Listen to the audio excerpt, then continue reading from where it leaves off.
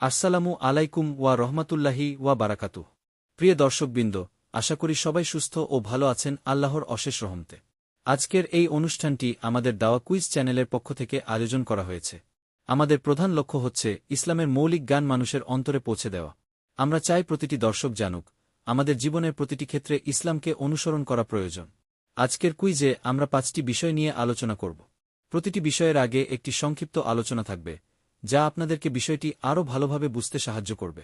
প্রতিটি আলোচনার শেষে একটি প্রশ্ন থাকবে, যাতে আপনারা চিন্তা করতে পারেন এবং নিজেকে যাচাই করতে পারেন। এই কুইজের মাধ্যমে শুধু জ্ঞান বৃদ্ধি হবে না, বরং আপনারা ইসলামের সৌন্দর্য ও গভীরতা অনুভব করতে পারবেন। আমাদের ইচ্ছা, প্রতিটি মানুষ সচেতন হোক যে জীবনের প্রতিটি কাজই আল্লাহর কাছে গুরুত্বপূর্ণ এবং প্রতিটি কাজের জন্য আমাদের হিসাব দিতে হবে। প্রিয় দর্শকবৃন্দ, আজকের কুইজে অংশগ্রহণকারী সকলের পক্ষ থেকে আমরা একটি বিশেষ অঙ্গীকার করছি। আমাদের ওয়াদা হল, প্রতিটি অংশগ্রহণকারীর পক্ষ থেকে আল্লাহর রাস্তায় সদকা করা হবে।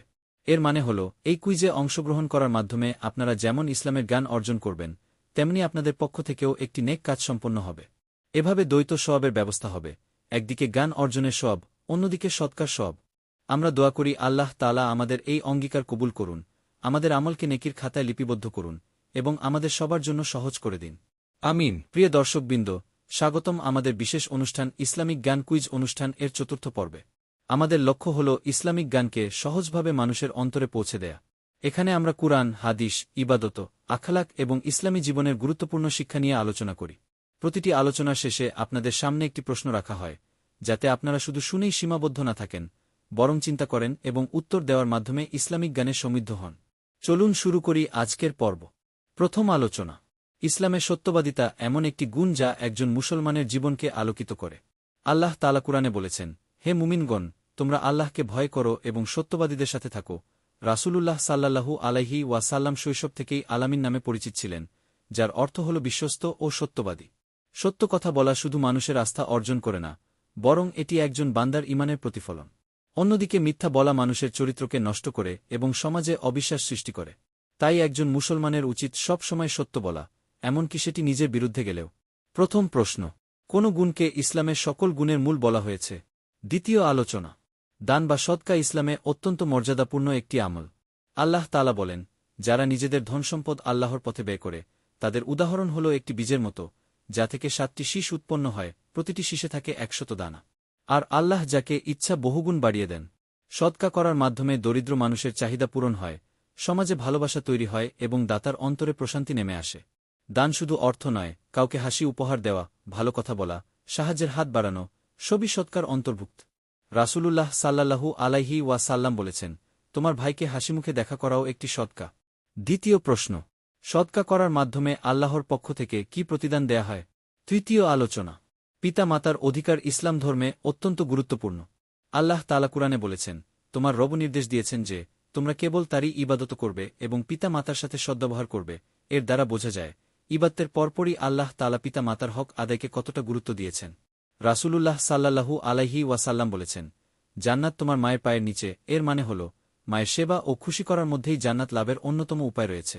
পিতা মাতার অবাধ্য হওয়া আল্লাহর অসন্তুষ্টির কারণ এবং এটি বড় গুনাহের কাজ। তৃতীয় প্রশ্ন, কুরআনে আল্লাহ তাআলা নিজের ইবাদতের পরপর কোনো কাজের নির্দেশ দিয়েছেন? চতুর্থ আলোচনা, ইসলামের সময়ের মূল্য অপরিসীম। সময় এমন এক নিয়ামত যা একবার চলে গেলে আর কখনো ফিরে আসে না। আল্লাহ কুরআনে সূরা আসরে সময়ের শপথ করেছেন।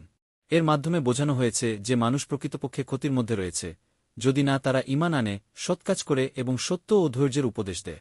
রাসূলুল্লাহ সাল্লাল্লাহু আলাইহি ওয়াসাল্লাম বলেছেন, দুটি নিয়ামত আছে, যার মধ্যে অনেক মানুষ ক্ষতিগ্রস্ত হয়, সুস্থতা এবং অবসর সময়। তাই একজন মুসলমানের উচিত সময়কে সঠিকভাবে কাজে লাগানো এবং আলস্য পরিহার করা। চতুর্থ প্রশ্ন, আল্লাহ তাআলা কোন সূরায় সময়ের শপথ করেছেন? পঞ্চম আলোচনা, ভ্রাতৃত্ব ও ঐক্য মুসলমানদের জন্য একটি বিশেষ বৈশিষ্ট্য। কুরআনে বলা হয়েছে, নিঃসন্দেহে মুমিনরা পরস্পর ভাই ভাই। রাসূলুল্লাহ সাল্লাল্লাহু আলাইহি ওয়াসাল্লাম মুসলমানদের তুলনা করেছেন একটি দেহের সাথে। যদি দেহের একটি অঙ্গ কষ্ট পায়, তবে পুরো দেহ কষ্ট অনুভব করে। ইসলাম মুসলমানদের মধ্যে ভালোবাসা, সহানুভূতি ও একে অপরকে সাহায্য করার শিক্ষা দেয়। হিংসা, বিদ্বেষ এবং বিভেদ ইসলাম অনুমোদন করে না। মুসলিম সমাজে শান্তি ও ঐক্য বজায় রাখার জন্য ভ্রাতৃত্ব অপরিহার্য। পঞ্চম প্রশ্ন, রাসূলুল্লাহ সাল্লাল্লাহু আলাইহি ওয়াসাল্লাম মুসলমানদের মধ্যে সম্পর্ককে কোনো উদাহরণের সাথে তুলনা করেছেন?